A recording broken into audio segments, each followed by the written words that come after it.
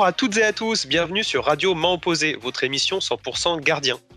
Au programme de cette troisième émission, un débrief de 2 des 4 gros matchs des championnats européens, à savoir OMOL, dans notre Ligue des Talents, et surtout Liverpool City en Première Ligue.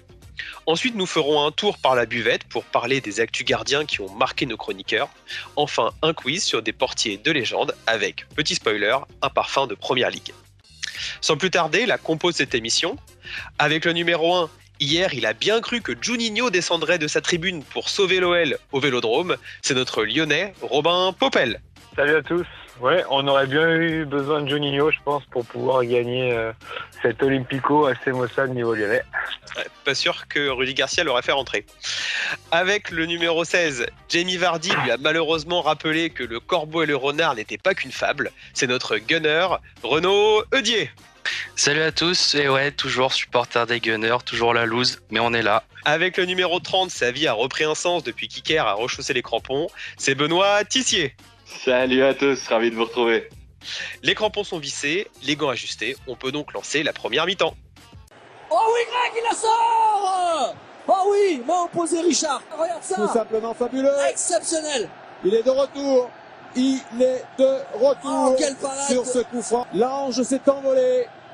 L'un des grands hommes de cet Olympico fut Steve Mandanda, qui sera numéro 1 en équipe de France contre la Moldavie et sûrement dimanche contre l'Albanie. Néanmoins, sur le but de Dembélé, sa responsabilité semble engagée. Qu'en pensez-vous ? Elle peut être engagée dans sa prise de parole, mais je pense pas, vu sa réaction après le but, qu'il lui ait dit de la laisser, mais plutôt qu'il lui ait demandé de l'enlever. Après, son positionnement, pour moi, il est bon, parce qu'on a un faux pied côté droit qui centre. Donc, en termes de gestion de son espace, il gère le but, ce qui est normal, parce qu'il ne peut pas gérer une zone, vu que le joueur Bertrand Traoré est en mesure de frapper aussi. Donc je pense qu'il...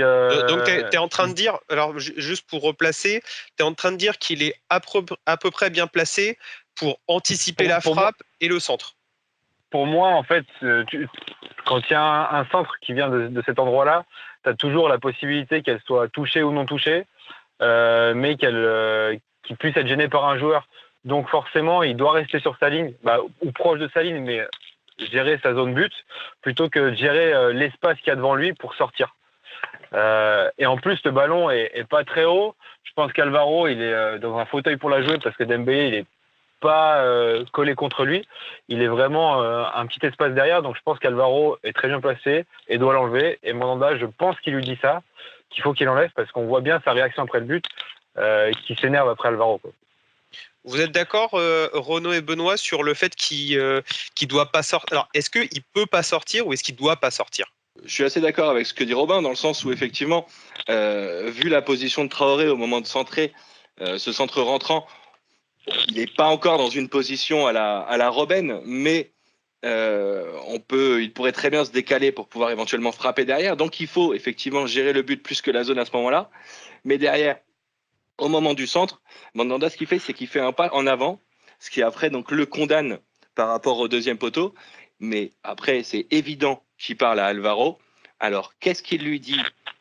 Très clairement, comme l'explique Robin, à mon sens, il lui dit de prendre le ballon. Mais alors, est-ce qu'ils ne se sont pas compris entre l'espagnol et le français, etc.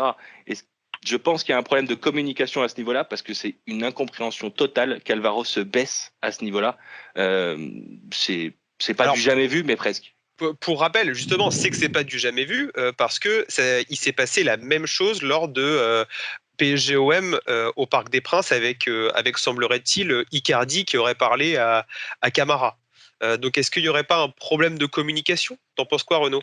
Ouais, ou alors c'est ça, ou alors Dembélé, il a refait le même coup qu'Icardi, il lui a dit laisse. Voilà, il lui a fait le coup de ce qu'on fait en district, quoi. Mais ce serait quand même énorme, quoi. Enfin, ce qui est interdit dans les règles. Ouais, de se faire avoir comme ça. Moi, je pense vraiment qu'il y a eu une erreur de communication entre Mandanda et Dembélé. Ils se sont pas compris. Et la réaction de Mandanda, justement, de voir comment il explose de rage, c'est que clairement, ils se sont pas compris. Le but contre le PSG, pour moi, il y a eu, je pense, une erreur de la part de Mandanda de pas dire à Camara enlève-la, parce qu'en fait, s'il y a un joueur qui dit laisse et ton gardien qui est derrière qui dit enlève-la, pour moi, tu reconnais ton gardien. Donc, il doit toujours y avoir une forme de communication sur chaque ballon qui arrive dans cette surface. Que ce soit laisse-la moi ou enlève-la. On est totalement d'accord. Donc, Effectivement, ça c'est parce la que base. toi, Ouais. sur Camara, il parle français. Bon, bah, il n'y a pas de litige là-dessus. Tu me dis, j'enlève, je dois l'enlever. Par contre, hier, tu peux dire qu'il y a un problème de langue. Et puis, en fonction de la réaction de Mandanda, tu dis que il y a un truc qu'il n'a pas compris, Alvaro. Et c'est ça le problème. Et je pense pas que ce soit le même cas qu'Icardi parce que justement, j'y ai pensé dans un premier temps, mais il me semble qu'Icardi au Parc des Princes est quand même plus proche de Camara lorsqu'il lui dit laisse, alors que là, il y a quand même une certaine distance. Mandanda est clairement plus proche d'Alvaro qu'un quelconque joueur parisien. Et à partir de là, enfin, c'est aberrant. C'est un but aberrant. Heureusement pour l'OM, ça leur coûte pas de points à la sortie. Mais c'est quand même frustrant pour Mandanda parce que par ailleurs, il réalise quand même un très bon match avec notamment une entame de match exceptionnelle, un premier arrêt vraiment excellent sur la frappe de Cornet. Je sais pas ce que vous en avez pensé. Pour rappel pour les auditeurs, c'est Cornet qui est lancé dans l'espace derrière Sarr. Il résiste à Sarr, il frappe du gauche depuis l'intérieur de la surface. Et en fait, ce que fait Mandanda à ce moment-là, c'est qu'il couvre bien son angle. Et lorsque Cornet en fait fait son contrôle, il pousse un petit peu trop loin son ballon. Et Mandanda en profite pour venir gratter encore quelques centimètres pour couvrir l'angle. Et après, donc l'angle est quasiment pas réduit à néant, mais il reste bien sur ses appuis, il lui donne pas de solution.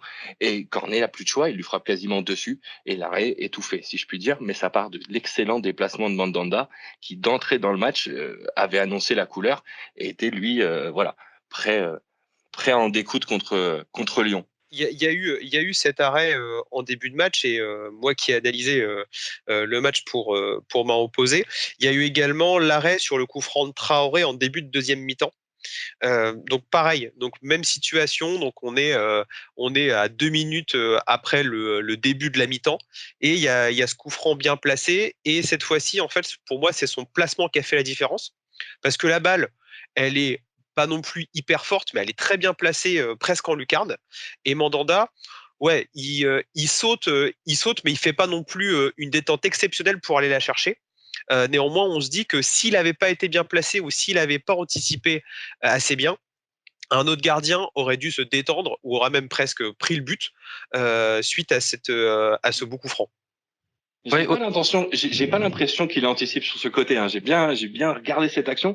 Et en fait, ce qui est très impressionnant sur cette action, effectivement, la frappe est pas très puissante, mais Mandanda reste véritablement sur ses appuis. Il attend de savoir ce qui va se passer sur ce coup franc, si je puis dire. Et pourtant, il y a le mur marseillais et il y a en plus des Lyonnais qui créent un mur en plus pour le gêner au niveau de la vision. Mais il arrive à obtenir très vite l'information d'où se trouve le ballon, quelle est la direction du ballon. Et comme cette frappe n'est pas assez puissante, il a un excellent déplacement et il n'a pas besoin de partir en main opposée. Il peut récupérer ce ballon en 2 temps, ce qui évite de donner un corner à Lyon sur cette action. Mais effectivement, il est vraiment parfaitement dans le timing, parfaitement dans le rythme de l'action et parfaitement concentré sur cette action. Et on sent qu'il a beaucoup plus de tonus par rapport à l'année dernière et qu'on le retrouve un peu dans ses standards. Il est beaucoup plus rapide, plus vif. C'est ça que j'ai retrouvé un peu sur cette action.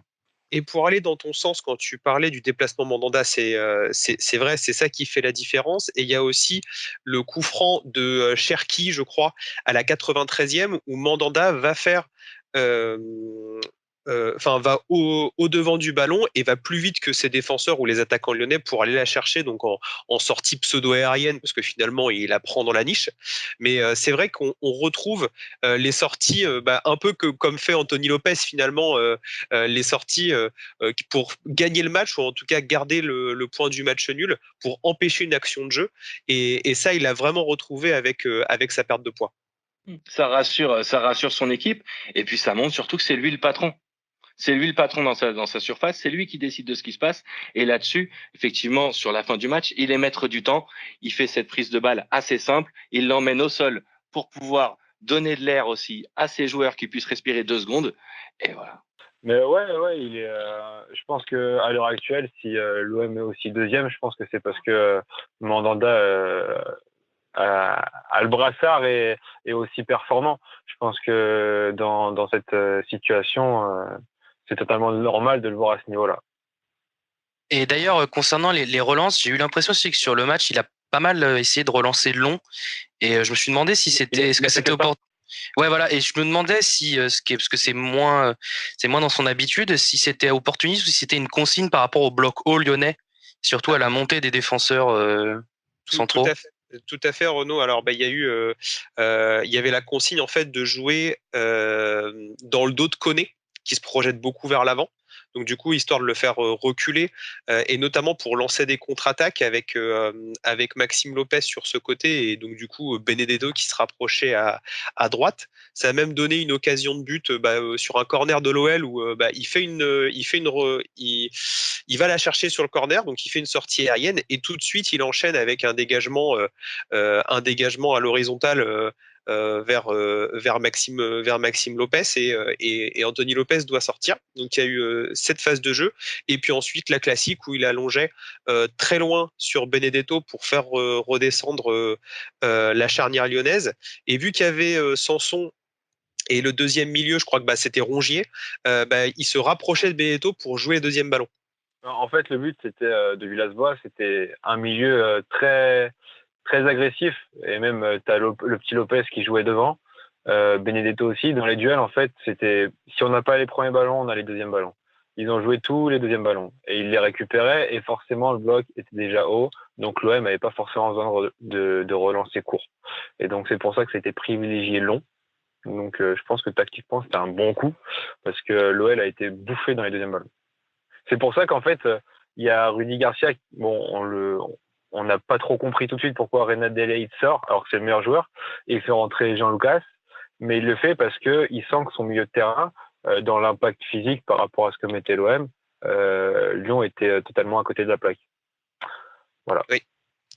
C'est un peu l'analyse qu'on peut faire de ce match. Mais donc, si on extrapole un peu sur Mandanda, à votre avis, quel niveau il peut atteindre cette saison? Est-ce que cette forme va encore durer plusieurs années? C'est quoi son avenir?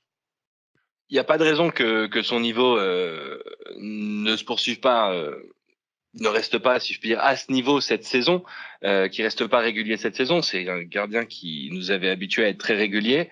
Il y a eu cette perte de poids, on en a souvent parlé de cet été, et qui lui fait énormément de bien. Ça lui permet d'être plus vif, plus réactif, plus agile dans ses déplacements, etc. Ça justifie pleinement, comme on le disait précédemment, sa place de numéro 2 en équipe de France, donc actuellement de numéro 1 puisque Yoris est blessé. Maintenant, dans le futur, comment ça va se passer? Je pense que ça va dépendre aussi de la saison de l'OM de manière générale. C'est clairement un homme fort de l'OM, c'est peut-être même l'homme fort de l'OM, mais il y a aussi l'usure que 34 ans. on peut ressentir si jamais l'OM n'arrive pas à faire de résultats. C'était pour ça, dans un premier temps, qu'il était parti de l'OM, parce qu'il était usé. Il commençait à trouver le temps long. Il avait la possibilité de faire un nouveau challenge en Angleterre. Il avait pris ce risque. Finalement, ça n'avait pas été payant du tout. Il a pu revenir. Je pense que dans un premier temps, il va chercher déjà à se stabiliser à Marseille, à retrouver le niveau qui était le sien, et il est plus qu'en bonne voie actuellement pour le faire et assurer les échéances à venir avec l'équipe de France. Très bien, donc merci pour le cas Mandanda. Autre match important hier, c'est joué le choc de Première Ligue entre Liverpool et Manchester City où les Reds se sont imposés 3-1. Renaud, toi qui as noté le match pour m'en opposer, qu'est-ce qui t'a marqué chez les gardiens des deux équipes? Ce qui m'a marqué, et ça on l'a tous vu, c'est que clairement Bravo était pas du tout dans le coup. Ça s'est Donc, ressenti. Bravo qui remplaçait Ederson qui s'était blessé en Ligue des Champions pour replacer. Voilà, c'est ça. Et je pense que déjà, ce qui a été dur, c'est déjà d'avoir remplacé Ederson en cours de match, de s'être fait exclure sur une faute bête et de devoir en plus démarrer son premier match de championnat face à Liverpool, donc face à un gros match. Donc beaucoup de pression quand même sur lui, pas simple.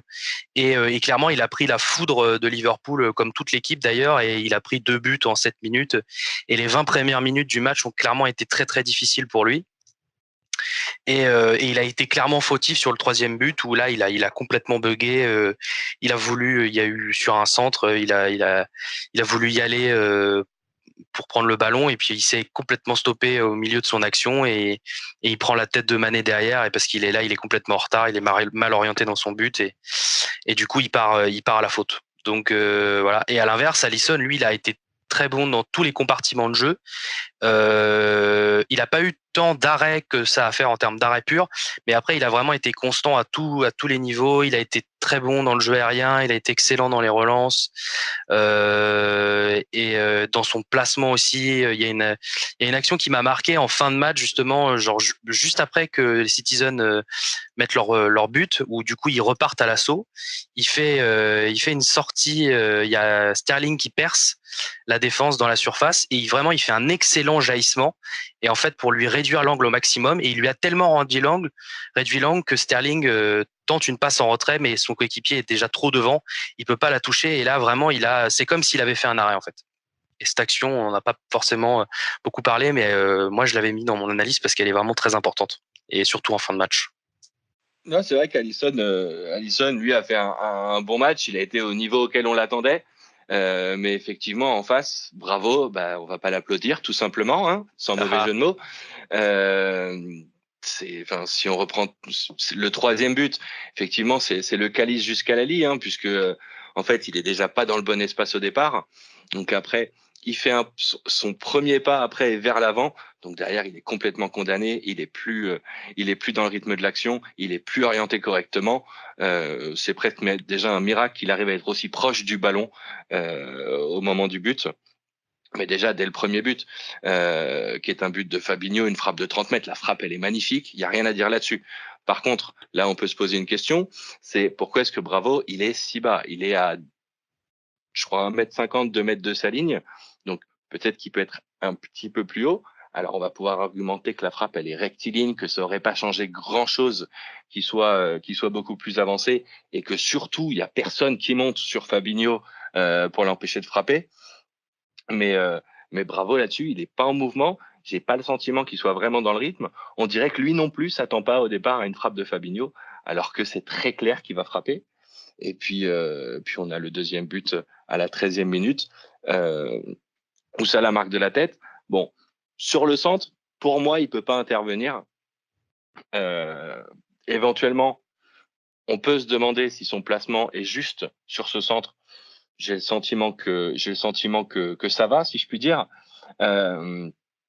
Mais il y a aussi une option en fait, et en fait derrière Salah termine de la tête, même si Bravo est bien placé pour couvrir son angle.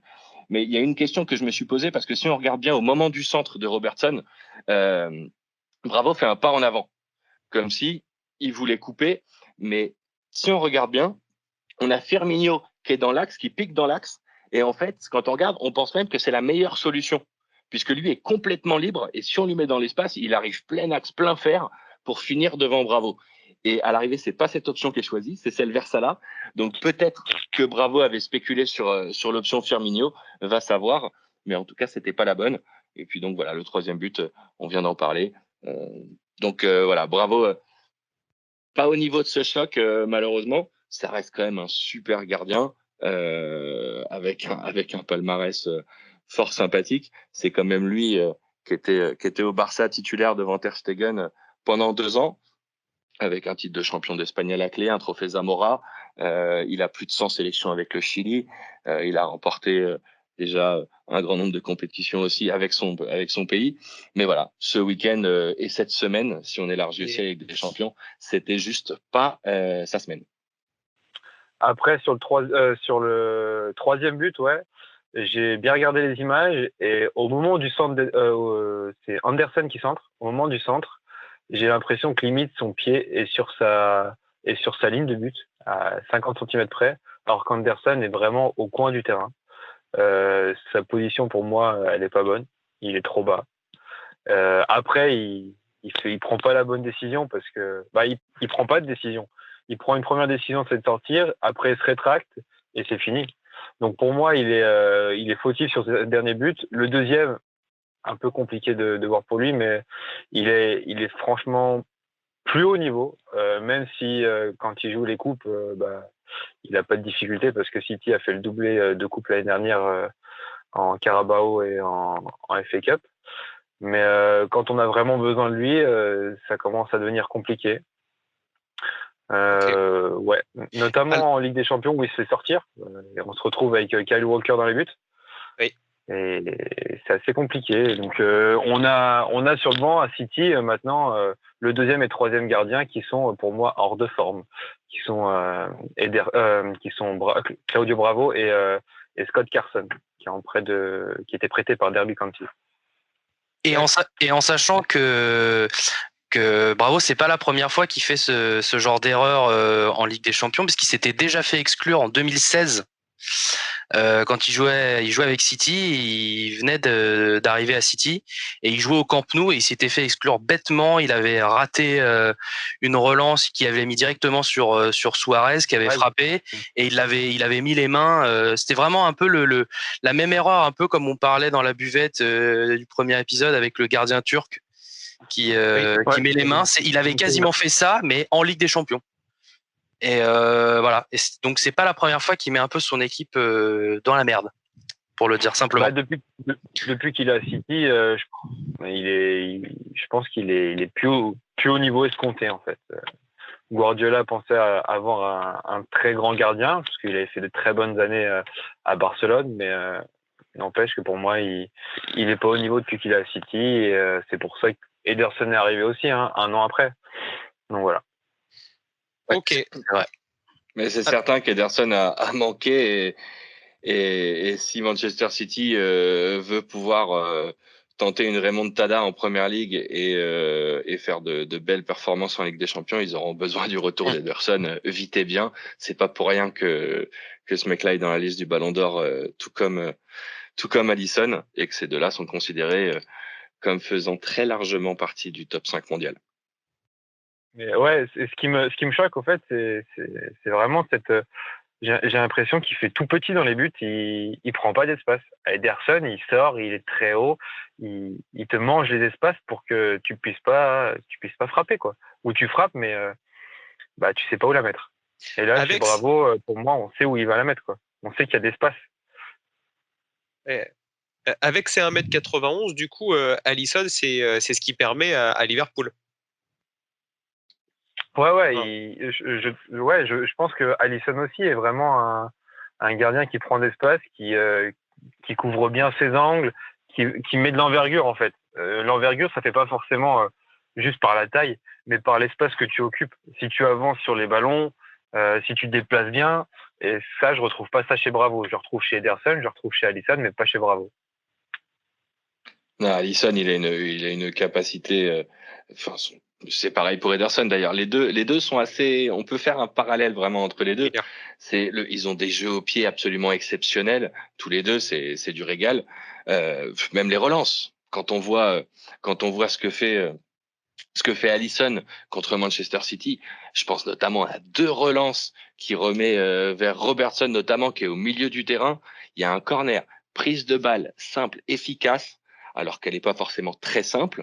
Et derrière, la relance, elle doit faire 35 ou 40 mètres à la main. C'est sur le pied de Robertson dans sa course pour qu'il puisse accélérer, monter sur le côté. Et ça crée tout de suite une occasion, enfin, du moins une situation dangereuse en faveur de Liverpool. C'est impressionnant. La qualité des prises d'information, de relance, ces deux-là, c'est vraiment le symbole du poste, du rôle tactique du gardien de but. Ouais, c'est ce qu'aime Pep Guardiola je crois que c'était sur Alexander-Arnold par contre, mais ouais, exactement. Il était vraiment excellent Alisson là-dessus. Donc on a vraiment, finalement, en synthèse, on a vraiment avec Alisson un gardien qu'on pourrait appeler game changer pour l'équipe, quoi. C'est-à-dire que presque le jeu de Liverpool a changé et s'est amélioré avec ce gardien. Il n'a pas coûté ce qu'il a coûté pour rien. Et surtout, il arrive à quel moment? Il arrive après la défaite de Liverpool en Ligue des Champions. On se rappelle tous de Karius, malheureusement. Qui pourtant avait fait une super campagne, qui a fait quand même une super campagne de Ligue des Champions avant cette finale. Parce que sur Karius, justement, sur cette finale, c'est aussi la gestion d'émotions, puisque il avait été vraiment, il avait été catastrophique. Il avait enterré les Reds tout simplement sur cette finale. Donc c'était nécessaire pour Liverpool d'acheter un gardien. Ils avaient mis un énorme chèque sur la table pour prendre Alisson Becker, sachant que le Real Madrid lui aussi avait un œil sur Becker. On avait pensé que ça pouvait être un pari un peu risqué pour Alisson, puisque son point faible, à cette époque-là, c'était notamment le jeu aérien, mais c'était aussi un pari intéressant, puisque justement, comment progresser, c'est en se mettant dans la difficulté, en sortant de son confort. C'était ça qui était intéressant, mais ça prouve que le garçon est compétiteur. Et en même temps, quand en face, pour la place en sélection brésilienne, on a Ederson, il faut se pousser dans ses retranchements, il faut se forcer, et c'est ce qu'il a fait. Et même si c'est toujours pas le thème de jeu qu'il préfère, si je puis dire, il a beaucoup progressé aussi dans le jeu aérien et il devient de plus en plus complet. Et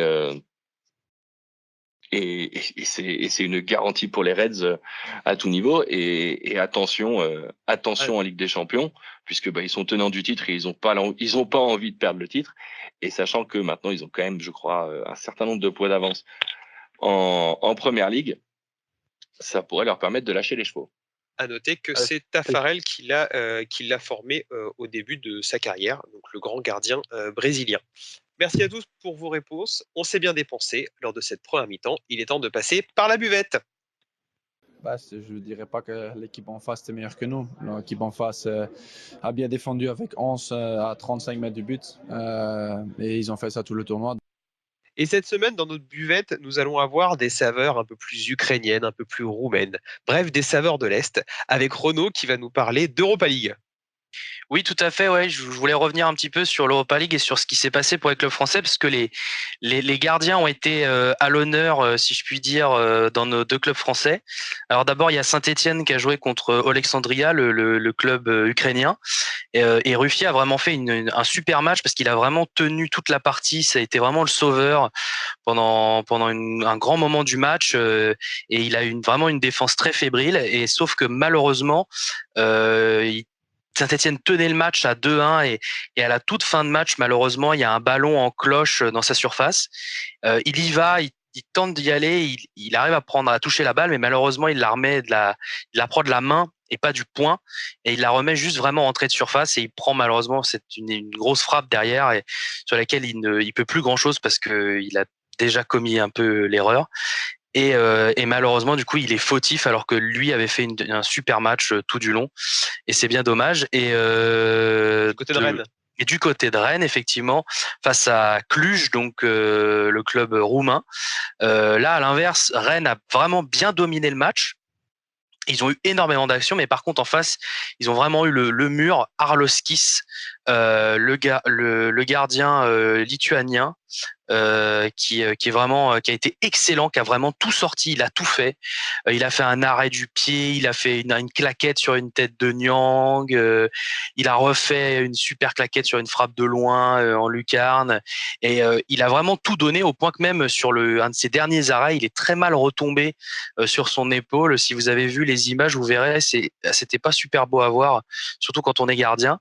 Et vraiment, il a tout sorti, et au final, c'est lui c'est quasiment comme s'il avait donné la victoire à son équipe, parce qu'ils ont marqué en toute fin de match, et donc du coup ils ont pu gagner, et c'est vraiment grâce à lui, parce que sinon son équipe n'a vraiment quasiment eu aucune occasion de tout le match. Donc voilà, donc les gardiens dans nos clubs français en Ligue Europa qui étaient à l'honneur. Super Renaud. Donc du coup, c'est pas forcément qu'à cause de nos équipes qu'on a perdu en Europa League, c'est aussi à cause soit de nos gardiens, soit à cause des gardiens adverses. Alors Benoît, toi tu voulais passer à la Ligue 2. Tu avais une info Ligue 2 à nous donner. Oui, je voulais aller faire un petit tour du côté d'Ajaccio en Ligue 2 pour vous parler de Benjamin Leroy. Benjamin Leroy, on se rappelle, il est passé par Tours, il est passé par Évian-Thonon-Gaillard. Bon, il a fait une pige d'un match à Dijon aussi. Et il est depuis l'année dernière à Ajaccio, qui avait terminé 17e l'année dernière. Et là, Ajaccio, ils sont 2e du classement et il n'y est vraiment pas pour rien, puisque tout simplement, ils ont aucune défaite depuis la 6e journée de Ligue 2, et il a encaissé ce week-end face à Guingamp son premier but depuis le 20 septembre. Donc je vous laisse faire les calculs, ça fait quand même un certain temps. On était encore en été, c'est simple. Voilà, tout simplement, il faisait encore beau, il faisait chaud, c'était du bonheur. Mais voilà, ça reste du bonheur, et tout simplement, Benjamin Leroy, il est on fire en ce moment. Je vous fais un petit résumé rapide. Ok, il prend un but ce week-end, un partout, 92e il prend un but de Nolan Roux, mais avant ça, il fait 8 arrêts.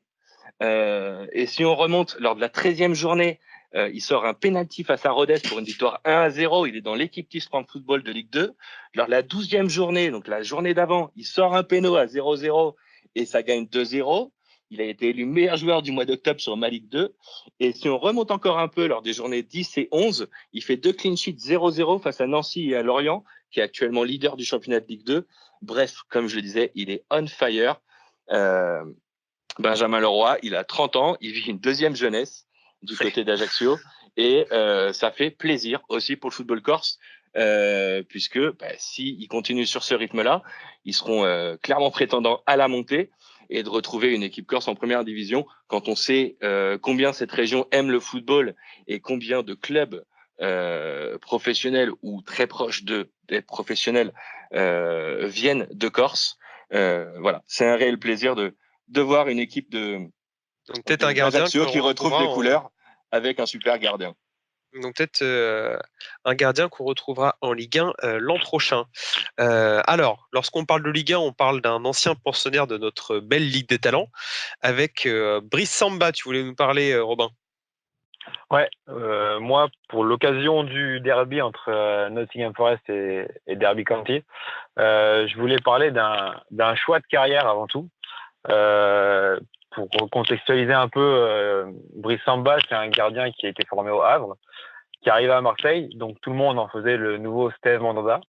Malgré tout ça, il s'est un peu perdu, notamment avec un prêt à Nancy qui a été infructueux et des années marseillaises qui lui ont pas permis de jouer parce qu'il y avait le grand Mandanda devant lui. Il est arrivé en 2017, en juillet 2017 à Caen. Il est arrivé gratuit. Il fait une première année où il est pas titulaire et une seconde année où il est titulaire en Ligue 1 et où il fait plutôt une bonne première saison en tant que titulaire du côté de Caen. Malheureusement pour lui et pour le club de Caen, Caen descend en Ligue 2 et il se retrouve à devoir faire un choix.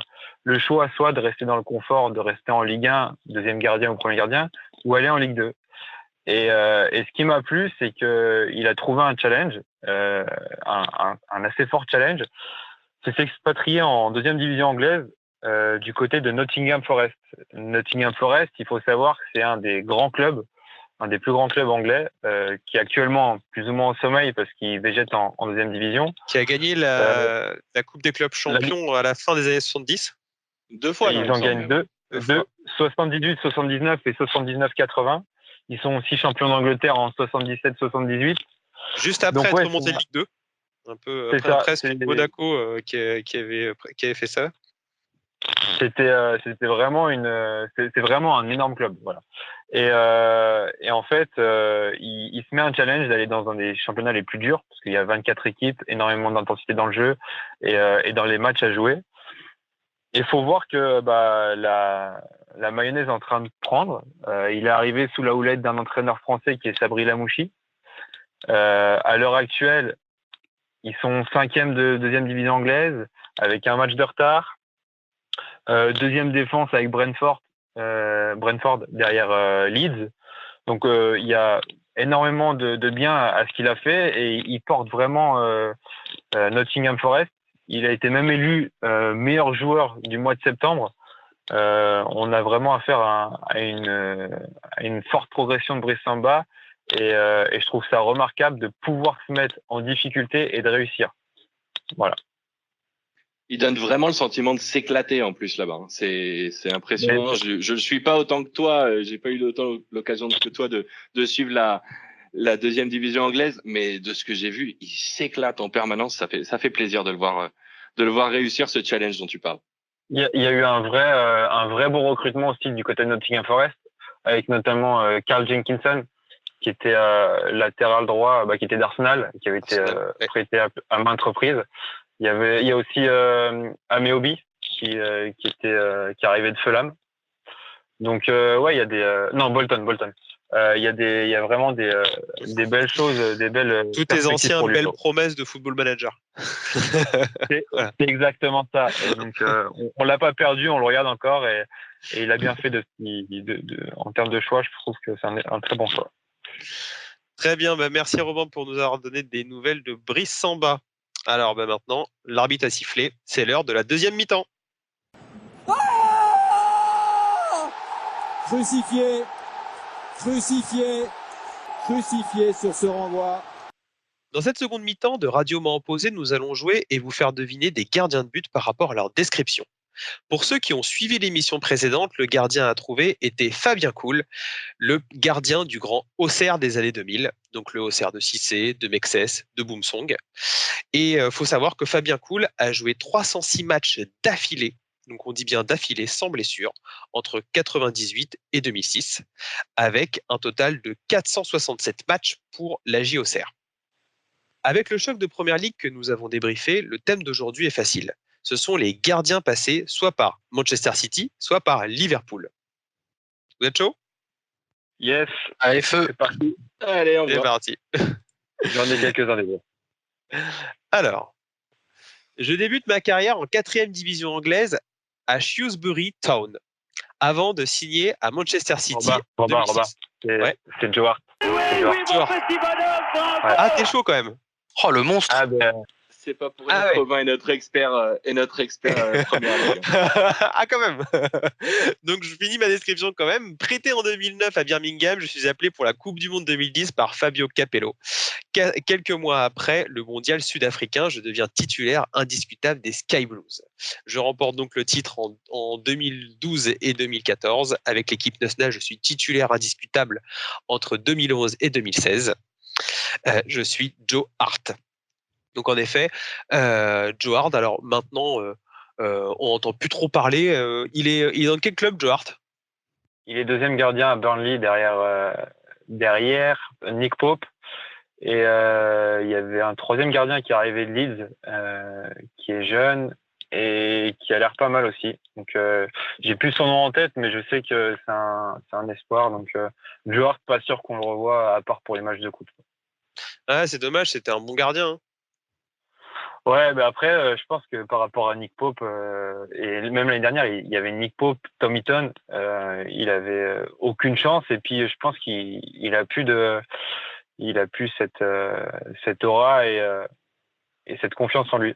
Par contre, il me semble qu'il a ouvert une chaîne YouTube et il parle avec des joueurs pros. Il y a eu notamment un épisode avec Kasper Schmeichel qui peut être pas mal pour ceux qui parlent anglais. Je pense que ça peut être intéressant. Très bien. Bon, en tout cas, Robin, biographe officiel de Joe Hart, qui mène 1-0 dans notre jeu. Ensuite, je fus nommé meilleur joueur du championnat néerlandais en 2000 après des performances exceptionnelles avec Feyenoord. Après avoir contribué au retour de ma sélection pour la Coupe du Monde 2002, je signe chez les Reds en 2001. Mon moment de gloire eut lieu une nuit de 2005 à Istanbul, où je suis un des héros. Robin. Jerzy Dudek. Eh oui, Jerzy Dudek, bien sûr. Donc le grand gardien des Reds du début des 2000, qui, je ne m'abuse, trop vite, Robin. Tu vas clairement trop vite pour nous. Qui, je ne m'abuse, 2005. Vas-y. 2005, Istanbul. Ouais. T'es arrivé trop vite. T'es allé plus vite. Ouais, 2005, donc Jerzy Dudek, donc en produisant un double arrêt miraculeux au devant de Shevchenko à la fin des prolongations. Je poursuivis mon festival en étant décisif lors de la séance de tir au but et je gagne la coupe aux grandes oreilles. Je suis Jerzy Dudek. Il a été au Real de Madrid après. Ouais. Au Real Madrid. Benoît va te gronder sinon. Ah oui, au Real Madrid, pardon. Tout à fait, au Real Madrid et des belles anecdotes. J'ai bien rigolé en étant derrière les buts avec lui lors de matchs amicaux d'été. Il était très joueur avec le public et quand il s'ennuyait, on pouvait facilement rigoler avec lui. D'accord, très bien. Quelqu'un d'accessible et de légendaire. Alors, donc 2-0 pour Robin. Troisième description. Avant de rejoindre Manchester City en 2009, j'ai disputé 462 rencontres avec Newcastle, club avec lequel j'ai disputé le plus grand nombre de matchs européens pour un Magpie. Dès 2009, je suis titulaire d'une équipe en pleine reconstruction après le rachat du club par les Spirits. Oui. C'est Given. Ah, bien joué Benoît, chez Given. Bien joué. Je crie à l'injustice au Stade de France un soir de novembre 2009, suite à la main de Thierry Henry. Et après 69 rencontres avec les Sky Blues, je rejoins Aston Villa. Je prends ma retraite lors de la saison 2016-2017 sous le maillot de Stoke City. Je suis chez Given, qui jouait toujours d'ailleurs à l'Euro 2016. Ouais, exactement. J'étais au match France-Irlande avec la main de Thierry Henry. Et les supporters irlandais ont été très sports avec nous. Ah oui, c'est les Irlandais. C'est ça. Chez Given, et moi je me souviens également, si je ne m'abuse, c'est aussi lui qui a pris le fameux but de Didier Drogba suite à son dribble derrière la jambe. Ah non, oui, ouais, En 2003, ouais. Avec Marseille. 2004. En 2004, 2003-2004. En demi-finale. 2003-2004. Ouais, le fameux, moi j'ai crié devant ma télé. Hein. Bon, ce dribble-là, il est mythique. J'habitais en Angleterre à l'époque, j'ai bien rigolé. Ah, tu m'étonnes. Donc, chez Given. Ensuite, 4e description. Je signe à Liverpool en 2005 où je profite de la blessure de l'ange polonais pour devenir numéro 1. Dès ma première saison... Benoît. Oui. Pepe Reina. Bien joué Benoît. Pepe Reina. Ah, j'ai hésité. Oh le boss. Mais moi, je pensais à lui. J'attendais plus en fait. Et oui. Non, c'est Pepe Faut prendre Reina. des buts. Faut prendre des risques pour battre Robin sur ce quiz. C'est clair. Donc oui, Pepe Reina, moi personnellement, je l'ai vu jouer lors d'un match de charité entre les amis de Gerrard contre les amis de Carragher à Anfield en 2015, donc lors de la dernière saison de Gerrard. Oh, c'est toujours une idole. Hein. Il a toujours son chant. Ah ouais, non, c'est sûr. Mais tu parles d'Anfield en même temps. C'est Anfield. C'est la culture football. C'est autre chose. Non, c'est. C'était quoi la fin de ta description là? Ta description entière ou pas? Tout simplement, c'est je suis décisif face à West Ham en finale de la FA Cup. Je dispute en 2007 la finale de la Ligue des Champions perdue face au Milan AC. Je suis évidemment la doublure de Casillas lors du triplé espagnol Euro 2008, Coupe du Monde 2010, Euro 2012. Aujourd'hui, je suis encore en activité au Milan AC. Je suis Pepe Reina.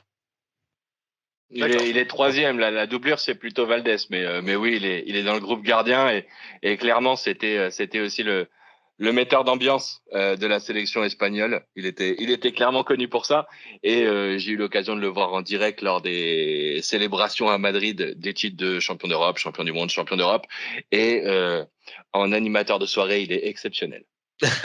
Bon. Au moins aussi bon que dans les buts. De Benoît, très bien. Allez, et oui, donc du coup, point décisif. Alors, sauf évidemment si Renaud a réussi à trouver celui-là. Ouais, moi c'est la loose, moi c'est comme Arsenal, hein, ça change pas. Hein. Ouais, on change pas une équipe qui gagne. Hein. Tant que tu restes qualifié pour la Ligue des Champions, non, pas tout le temps. Ça fait 3 ans. Ça fait mal, ça, ce que tu dis. Allez, j'ai joué pour les 2 clubs. Je compte 53 sélections avec les Three Lions. Portier des Reds entre 92 et 99, j'ai rejoint City en 2004, où j'ai terminé une rencontre attaquant lors de la dernière rencontre de Première Ligue face à Middlesbrough. Robin, ouais. Je suis pas sûr du tout, mais je dirais Paul Robinson. Faux. C'est pas Paul Robinson. Ouais. Donc, Robin, pas pour toi. J'obtiens même un penalty après une faute de Franck Quedru. Malheureusement, Fowler manqua son tir au but, ce qui nous coûta la qualification en Coupe de l'UEFA. Je suis aussi connu pour avoir encaissé 2 buts de Zidane lors de l'Euro 2004. C'est à Anfield que l'on me surnomme. Oui. Calamity. Eh oui, David James, Calamity James. C'est à Anfield que l'on me surnomme pour la première fois Calamity à cause d'erreurs grossières. Je suis David James. Ce qui est génial, c'est que ce mec-là était capable de choses aussi extraordinaires que ses boulettes étaient nazes. C'est ça qui était génial avec ce mec. Sur sa ligne, il était très bon. Oui. C'est un bon gardien. Après, c'est sûr que il y avait les piles qui se touchaient et forcément, ça faisait but à certains moments. Mais non, on le sait de toute façon. On le sait, de toute façon, les gardiens, on retient plus facilement les boulettes que les grands arrêts, c'est connu. C'est ça. C'était la définition quand même du gardien anglais, quoi. Entre les boulettes et des trucs extraordinaires, quoi. Il a participé au cliché, hein. Ah bah il a oui, participé totalement à la légende avec Darren Tulette qui nous mettait ses résumés dans l'équipe du dimanche, quoi. Mais tu sais qu'il y avait il avait sorti, j'ai vu sur Téléfoot, un best-of de ses boulettes. Lui-même, hein. Il l'avait sorti lui-même. Et ouais, il y avait pas mal de trucs. Après, il y a eu beaucoup de gardiens anglais qui ont fait du mal l'année où ils se qualifient pas en fait en Coupe d'Europe, il me semble, où ils sont avec la Croatie en phase de groupe. Et notamment, tu as Scott Carson, qui est maintenant troisième gardien à City, qui a joué son premier match contre la Croatie, qui a fait une boulette sur le 3-2 à 1-0. Ouais, non, mais c'est. Mais d'ailleurs, ce qui est dommage, c'est que on le voit maintenant dans le top de la Première Ligue, et ça fait plusieurs années, il n'y a plus de gardien anglais. Ouais, il n'y a plus de gardien anglais, mais il y a une génération qui arrive, notamment Dean Anderson, qui est prêté par United, Ok. qui est pas mal, qui joue à Sheffield à l'heure actuelle. En fait, ils ont fait 3 titres en une année sur les U17, U19 et U21 entre champion du monde, champion d'Europe. T'as Freddie Woodman qui était, il me semble qu'il est à Newcastle, qui avait fait meilleur gardien d'un tournoi. Tu as à l'heure actuelle Aaron Ramsdale qui était en prêt à Wimbledon, qui là joue titulaire à Bournemouth. Angus Gunn qui a pris 9-0 contre Leicester et qui n'est plus titulaire. C'est MacArthur qui a joué ce week-end. Mais t'en as certains qui sont pas mal. Ok. Après, Pickford est pas dégueulasse quand même, non? Non, après je parle de la génération future, mais Pickford est bon, mais il doit faire encore mieux s'il veut être dans un top 4 anglais. Très bien. Il est encore loin. Alors, avant nos années 2000 et 2010, où on a de moins en moins de gardiens anglais, je vais également vous donner une description d'un gardien qui n'était pas anglais et que, chers auditeurs, vous devez trouver. J'ai disputé 628 rencontres avec les Reds. Gardien excentrique, je rentre dans la légende du club et de la Coupe d'Europe en faisant le show lors de la séance de tir au but de la finale de la Coupe d'Europe des clubs champions face à l'AS Roma en 84. Lorsque l'on évoque cette séance, on parle des spaghetti legs. Je remporte le trophée. Zimbabwéen, je deviens par la même occasion le premier Africain à remporter la compétition. Je suis... Et la réponse lors de la prochaine émission. Elle est simple, celle-là, elle est simple. Ah, elle est simple, sauf pour les plus jeunes d'entre nous qui... Si vous avez suivi les mardis biographies de Main Opposée, ça devrait être sans problème. Merci messieurs, c'est déjà la fin de ce Radio Main Opposée. Avec plaisir. N'hésitez pas à nous donner votre avis en commentaire de notre émission. C'était Nicolas à la présentation et nous vous disons à très vite pour un autre Radio Main Opposée.